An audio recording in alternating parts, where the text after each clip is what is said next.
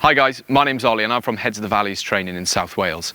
In today's video, we're going to be looking at the off-road manoeuvre exercises for the LGV Category C+E, also known as the Arctic or the Class 1. In November 2021, DVSA changed the way the test works for large goods vehicles. This has now been split into two parts, known as the Module 3A and the Module 3B. In today's video, we're going to be focusing on the Module 3A. Module 3A is the off-road reverse and uncouple recouple exercise. This comprises of an S-shaped reverse into the loading bay, followed by a safe uncouple and recouple of the vehicle and trailer. Module 3B is the on-road test. This is an hour in duration and will be sat with a DVSA driving examiner. It's worth noting that you must pass the Module 3A off-road reverse exercise before you can take your Module 3B practical on-road test.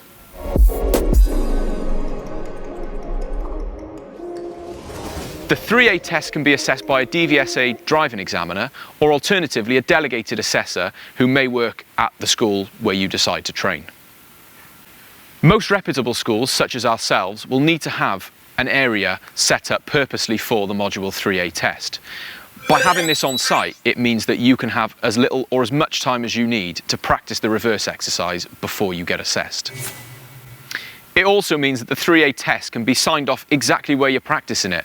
This is going to mean that you're familiar with the area, and also you may have some reference points or markers set up where you've done your training, where you're going to be assessed. It's worth noting that the instructor or instructors who have trained you will not be able to assess you. The assessor must be someone who hasn't been involved with the training of that exercise.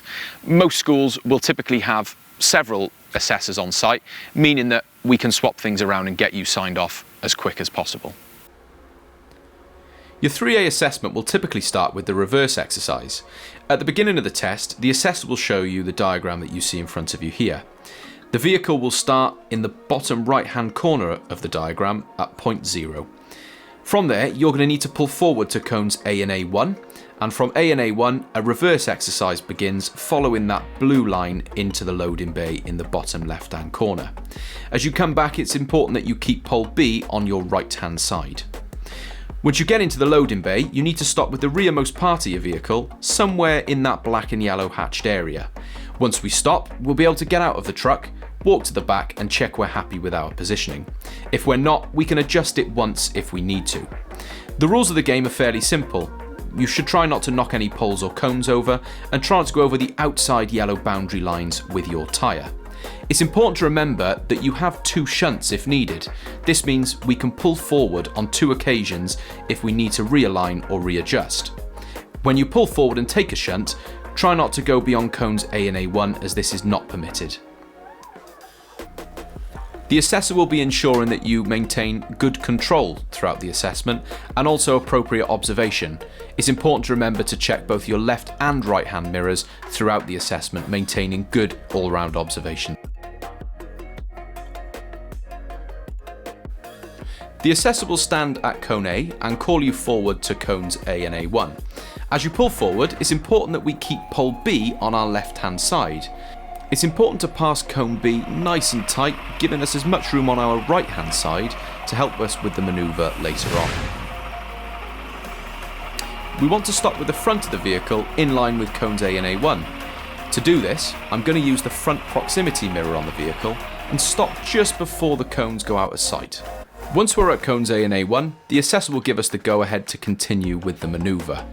The first thing we're going to do is apply a full right hand lock to start bending the trailer towards the loading bay.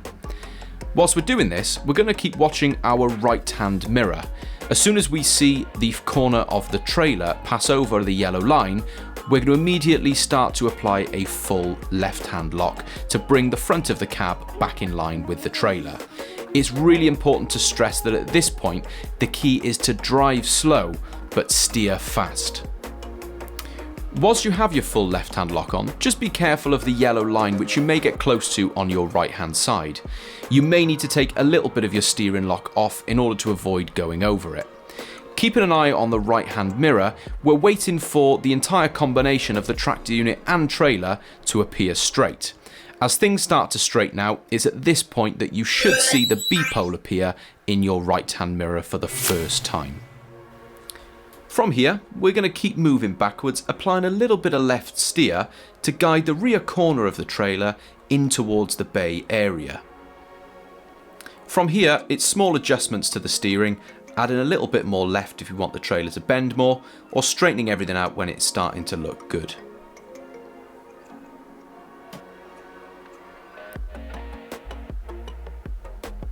I'm going to use the cones in the bay as a reference point to ensure that we're fairly straight when we stop. When we're looking straight, we're going to take the vehicle back slow and steady until the rear of our vehicle is in the black or yellow hatched area. You may have a marker or reference point set up to know when this may be.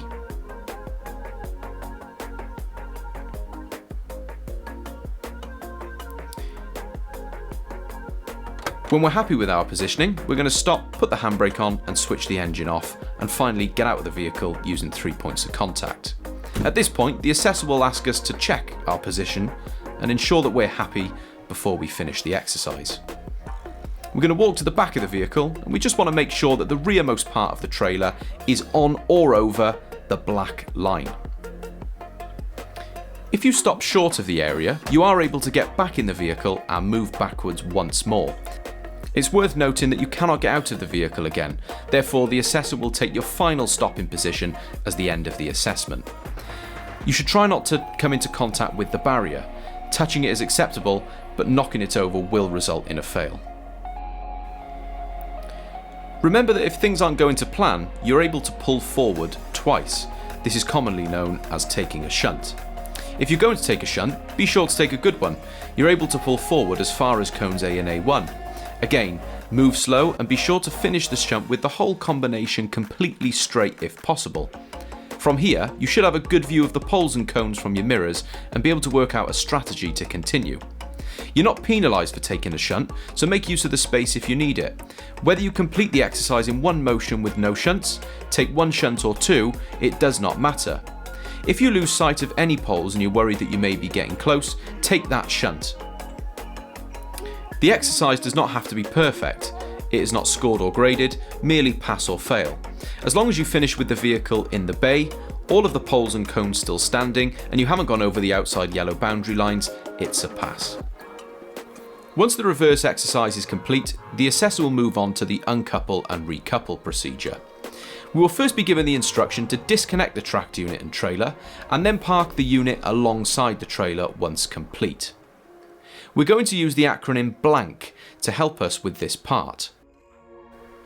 B is for brake, L for legs, A for airlines, N for number plate, and finally K for kingpin.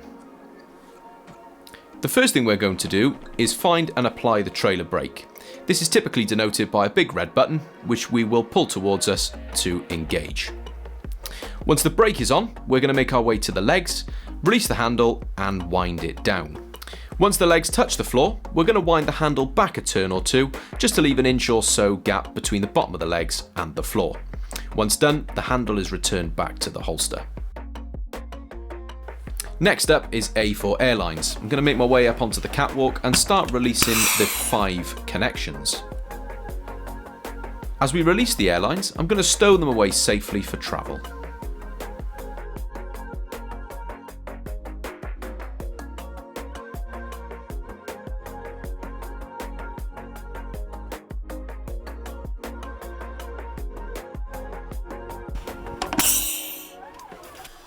Next up is N for the number plate. I'm just going to release this from the back of the trailer and stow it away safely in the cab. Finally, it's K for kingpin. The first thing we're going to do is release the dog clip, as you can see me doing here, and then lift up this device, allowing us to pull the handle of the kingpin out. This will release the jaws of the fifth wheel and allow us to now remove the tractor unit from the trailer. As we drive off the pin of the trailer, we're just going to stop, apply the handbrake and reach for the device to allow us to drop the air on the back of the tractor unit down. This is going to set the trailer onto the floor, and mean that as we pull forwards, the vehicle should come from under the trailer without making contact.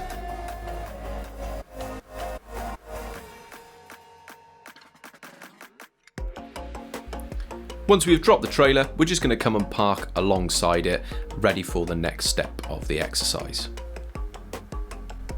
The examiner is now going to give us the instruction that we have never seen this trailer before, and with that in mind, we're going to be recoupling it back up. Therefore, the first thing that we're going to need to do is check the trailer for any defects. Assuming this is a new trailer, the first and most important thing we're going to want to check is that the brake is on. This will ensure that the trailer is stationary and won't move when we come to recouple it. I'm also going to pop my number plate on the back whilst I'm there, making sure that it's ready for the road. As I stand back, I'm looking at all my lights on the trailer. Are the lenses intact, the marker lights on top present, and does everything look like it is clean, fitted and not damaged? I'm checking the rear doors of the vehicle are secure, and as I make my way around, I need to check that the wheels and tyres are all in sufficient order. The first thing I'm going to do is check the tread depth, and I'm also looking at the sidewall of the tyre for any cuts, bulges or damage. I'm running my hand around, and whilst here also looking at the wheel indicators to make sure that all the nuts look like they are lining up. As I work my way around the trailer, I'm also checking all the side markers and reflectors. This would be repeated on both sides of the trailer. I'm also going to check my electrical connections to make sure that they look in good working order. As I crouch down, I'm checking the kingpin looks good, and I'll repeat the checks all the way around the trailer before explaining to the examiner I'm happy to recouple. Once we are happy that the trailer is roadworthy, we're going to be asked to reconnect the units to the trailer and make it safe for the road. The first task is to line the tracked unit up straight with the trailer. As we move back onto it, we're going to stop just before the rear wheels enter the trailer and make an adjustment to the height if we need to. You want to get those runner bars just slightly lower than the trailer, allowing the fifth wheel to pick the trailer up as we enter from underneath. As we move back slowly, we're waiting for the sound of the kingpin to engage. Once it does, we'll put the vehicle into drive and try and shunt the vehicle forwards twice just to ensure that the kingpin is connected. If it's not, we're going to come out and we will need to go back under again. Once out, the first thing we're going to do is put the clip back on to ensure the kingpin is locked in place and cannot be tampered with. From here, we move back around and we start reassembling our airlines. There's 5 in total to do.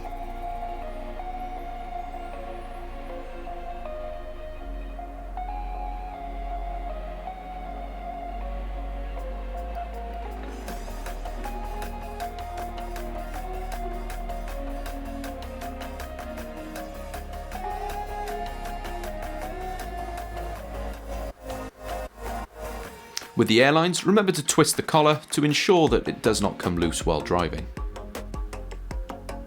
Next up is the legs. We're going to wind these back up and stow the handle away safely back into the holster once complete. Once we're happy everything is reconnected, we can push the red handle to release the trailer parking brake.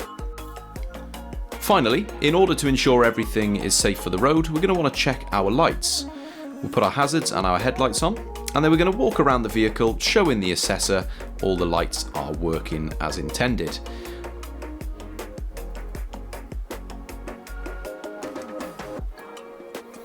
When we get to the rear of the vehicle, we want to make sure the top marker lights are working, and our side lights too, and we're then going to explain to the examiner that we'd like them to stand there and check our brake lights for us too.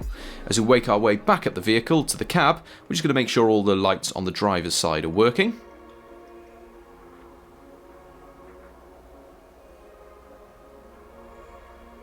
Before getting into the cab, applying the foot brake and waiting for the assessor to give us the thumbs up to tell us the brake lights are operational.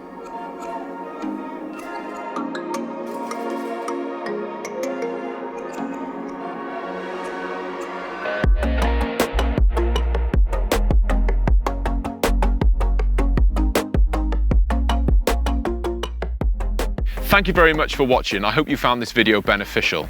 If you'd like to find out more about the courses that we offer, including residential courses, please head to our website. The link will be in the description below. If we can answer any more queries, please drop us a comment and we'll do our best to get back to you. Good luck.